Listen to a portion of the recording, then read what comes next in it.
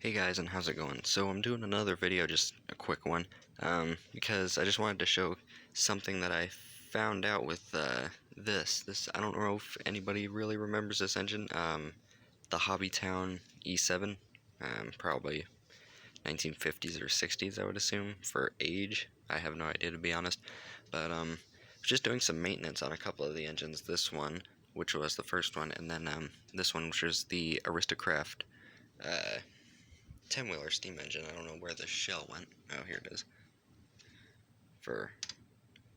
Don't know if you remember that one either, but I just wanted to show how I had taken this thing apart, right?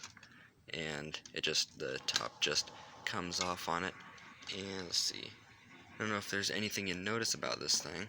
If I hold the two next to each other, you see how big the motor is in that thing? Like, that's a normal sized open 5-pole open frame motor that would be in like Mantua, pretty much any other steam engine from its vintage 1950s, 60s, 70s all had those open frame style motors. Like there were a few different manufacturers, but they were all pretty much exactly the same. And then you look at this thing. Even from the top, you see how much bigger that Hobbytown motor is. Not all the Hobbytown engines have that. I saw SMT Mainline just did a video on one, and it had just one of these motors in it. But this thing, I don't think it's ever been modified, because I mean it looks like the original motor. And it's a 7-pole, which is interesting. So now that's 4 7-pole motor engines that I've got now, which the other 3 are the brass engines. They have, which is that one, this one, and this one have a 7-pole motor, the KMT ones, which are pretty good, but they're fairly loud. That other one, the Hobbytown one, is actually pretty good. This is another KMT brass engine, but it's got a smaller Corliss style motor in it. But getting back to the Hobbytown, it's a smooth running engine, but it's just so huge, the motor in it. Kind of hard telling. You can see my finger there, and just how big it is. Just how big it is compared to the whole.